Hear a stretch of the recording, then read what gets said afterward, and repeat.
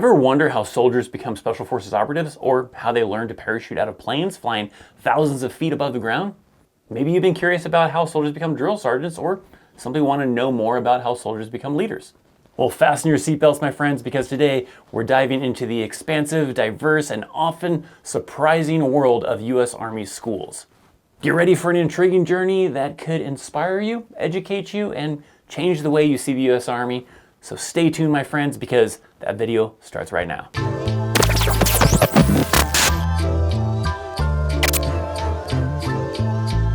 So the focus of this video is to talk about different schools and training that soldiers can go through. And if you like that little fun intro that I did there, I actually used artificial intelligence to come up with that. And it took me quite a few takes to get that. But nonetheless, hopefully it hooked you into wanting to learn about schools and training that soldiers go through in the United States Army. Now, the availability to attend these schools, to do the training, does depend on numerous factors. It could depend on your MOS in some cases, simply availability, as well as just slots or funds at that unit. There are also several other things. Sometimes it can end up being a competition. Sometimes there's only a few slots available for this school. A lot of people want to go to this school, and in order to get one of those slots, they are going to see who's got the best physical fitness score or something else that kind of basically makes it a competition almost. There are a ton of schools and courses that soldiers could possibly take, and I can't cover every single one in this video. That would take way too long. I'm mostly going to be focusing on a lot of the common ones that maybe people know about, maybe you don't know about it, but these are some of the more common schools. There are some schools and some courses that do have like MOS specifics to where you have to be in this specific MOS to do this course, and there's other courses or schools that doesn't matter what MOS you're in, it's available for all soldiers. So let's talk about the different schools or the different training that soldiers can attend, and we're starting off with Airborne School. Airborne School is 3 weeks long. It is conducted at Fort Moore, Georgia, formerly known as Fort Benning, Georgia. This course is designed to teach soldiers how to become paratroopers, right? So during that course, they're gonna be practicing how to land properly, because they don't use civilian parachutes. You have military parachutes, Army parachutes, and those parachutes do not coast down nice and smooth like a civilian one does, because the objective is to get out of that plane and get out of the sky and get to the ground as quick as possible, so that usually results in a pretty quick landing. So they train multiple times how to land safely so that hopefully they don't injure themselves. And once they've done that, they will then also have to complete 5 jumps out of an aircraft to become certified. They are not skydiving, as when they jump out of the plane, they have a cable that is attached for their parachute to tether them that way. So when they jump out of the airplane, shortly after they've jumped out, it pulls their parachute out, and then they kind of fall down from there with the parachute. So it's not free falling. That is a different school that people may refer to as Halo School, but it is the Army Free Fall School. But typically that course is mostly reserved for special forces. So Airborne School is not like skydiving. It's a little bit different. So after completing that course, the soldier does get to wear their airborne wings on their uniform, and then they could be assigned to an airborne unit, although that is not guaranteed. There are times when people complete Airborne School and don't go off to an airborne unit and never jump out of a plane ever again. A lot of people may refer to these individuals as 5 jump chumps, because they just did the 5 to get the airborne wings and then they never jumped out of an airplane ever again. Next is the Combat Lifesavers course, otherwise known as CLS. Now, some units may have their own kind of name to this course, as this is a unit level one. This is not a course that usually gets sent off somewhere. It's not the same as medic training. This is designed for pretty much every soldier. A lot of units require or want every soldier to attend this course. It's done locally by a 68 Whiskey. That combat medic is usually teaching the class to all these other soldiers, so that way they learn how to do buddy aid, how to treat other soldiers in the event of a casualty. So soldiers learn how to treat wounds, how to add a tourniquet, how to do a lot of different things depending on who's kind of outlining the course and what they're kind of teaching. But ideally, for in a combat scenario, a soldier gets injured or whatever, then you know how to help save their life until maybe a medic can arrive, or that person gets sent off for better treatment.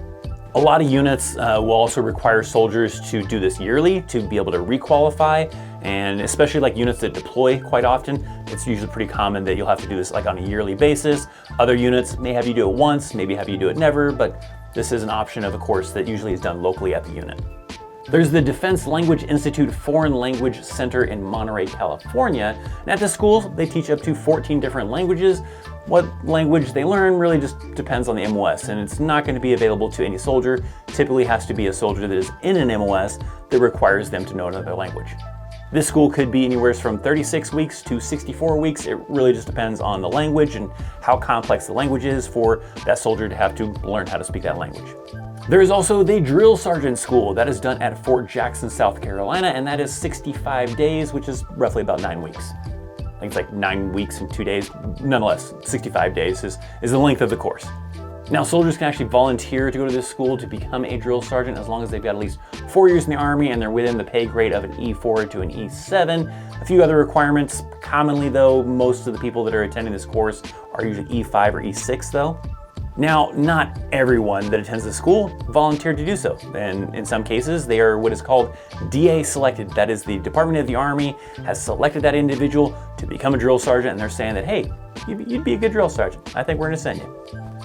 For the most part, a soldier can't do much about that. If they don't want to be a drill sergeant, you're kind of screwed. There probably is ways they can get out of it, but for the most part, if a soldier ends up in that kind of scenario where they receive, some kind of notifications, some kind of letters, some kind of whatever, tell them, hey, you've been selected, you're going off to the drill sergeant academy, going off to the drill sergeant school to be a drill sergeant, they're kind of just stuck doing it. I've known some people that, have been drill sergeants, gone to the drill sergeant academy. Most of the people at that school were not volunteers. They were people that got selected. So kind of just ends up, most of the drill sergeants in the Army did not choose to be a drill sergeant, they just got chosen to be a drill sergeant. In this course, the drill sergeants are basically learning how to teach new soldiers these tasks they're going to do in basic training. So they have to go through it all. So they're going to go through obstacle courses, they're going through weapons qualification, they're learning how to, by the book, teach physical fitness, so that way they can effectively teach it to new soldiers.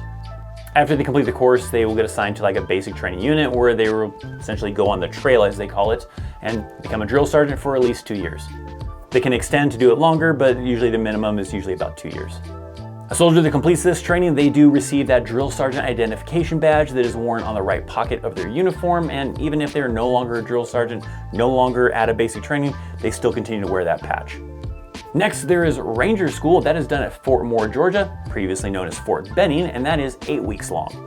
This is really an advanced leadership course. It's not the school that a soldier goes to become a ranger, as we most commonly kind of refer to it, which is a soldier that's gone off to RASP to go through selection to go to the 75th Ranger Regiment. But nonetheless, I do have a video that explains the differences between that. What is the difference between Ranger School and RASP? And if you want to learn about that, I got a video right here that'll pop up.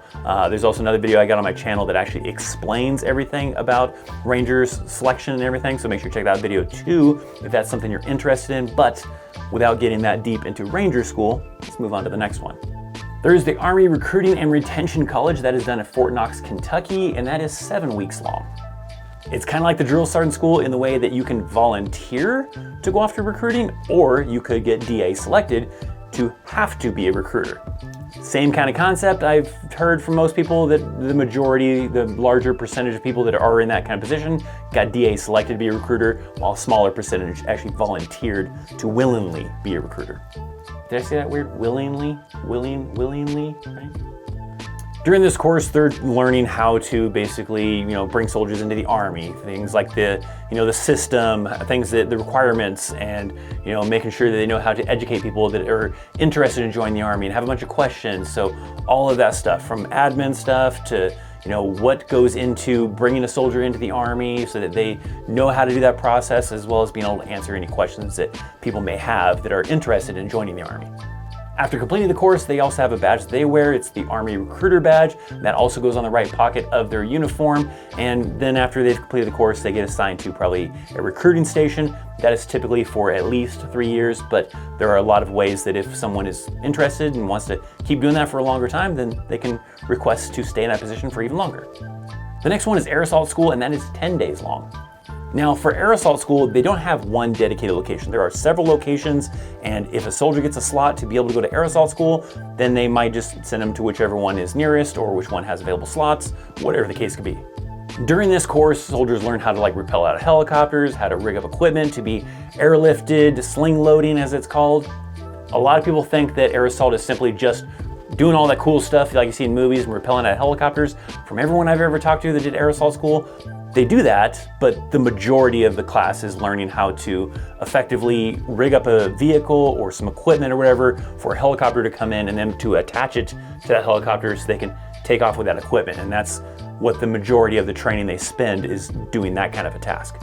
So while yes, you do get to do some cool rappelling out of a helicopter, sounds like the majority of it involves like math and weight and everything else like that to make sure you can rig up this equipment or vehicle to be able to be picked up by a helicopter. Now, there's also a lot of leadership schools for enlisted soldiers that require them to attend this school if they want to get promoted to non-commissioned officer or get promoted to the next non-commissioned officer rank. So like the first one, BLC, that's the basic leader course, and that is a month long and is required for soldiers to be able to get promoted to the rank of sergeant. That is typically conducted at the duty station. So there's several locations that have a BLC location right there at the duty station, so that way the soldier doesn't have to go anywhere, so they just have to go over to another unit that's across the street or whatever the case is, down the road, go there for that month to go and get that training to become a non-commissioned officer. Now, BLC is not MOS specific, as that is designed just to teach soldiers how to lead small groups of soldiers. The other ones that follow on after BLC, those ones are typically MOS specific to help you do your job as a non-commissioned officer. Those courses that follow after that really kind of depend on your MOS as far as how long it's going to take, as well as the location. Not every location is going to have the next follow-on kind of schools that they go to, so that's going to really depend on what that soldier's MOS is as far as where they'll go for those leadership courses to be like E6 and above, and as well as how long it'll take. So for a soldier to get promoted to staff sergeant, that is going to require them to go to ALC or Advanced Leaders course. After that is SLC, which is the Senior Leader course, which is for soldiers to get promoted to Sergeant First Class. Then it's MLC, which is the Master Leaders course, which is for soldiers to get promoted to Master Sergeant. And then there's the U.S. Army Sergeant's Major course to become a Sergeant Major. That one is, I think, a little bit more generic, as far as doesn't matter what your MOS is, it's a set time frame. I think that one's done at Fort Bliss, and anyone that's basically going to become a Sergeant Major is going to have to go attend that.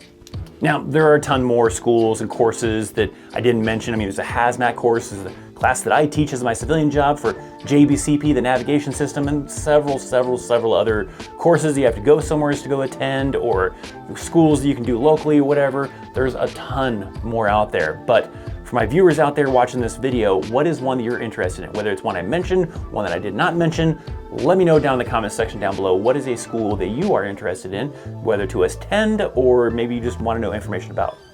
I attended quite a few, right? I didn't do any of the high-speed airborne air assault stuff. I did, at the time it was called PLDC, which is now BLC, and then I did BNOC, which is now ALC, but I did those leadership courses for non-commissioned officer stuff. I did some other random ones like hazmat, the navigation system that I now teach. I went through that course, and several other kind of random ones, combat lifesaver, all sorts of other kind of courses. So I did quite a few. Now, of course, I'm probably leaving out a very important one that a lot of people probably want to know about, which is Special Forces. How does a soldier become Special Forces? And rather than me going deep into that one, because it's pretty complicated, I have a video that talks about SFAS, which is the school they have to go through to get selected, the schools that go along with trying to become Special Forces. If you want to learn about that, check out this video right here. If you enjoyed this video, make sure you're hitting that thumbs up. Make sure you're checking out the links down in the description box. Follow me on social media, especially my Instagram. I'm Christopher Chaos, and I'll see you next time. See ya.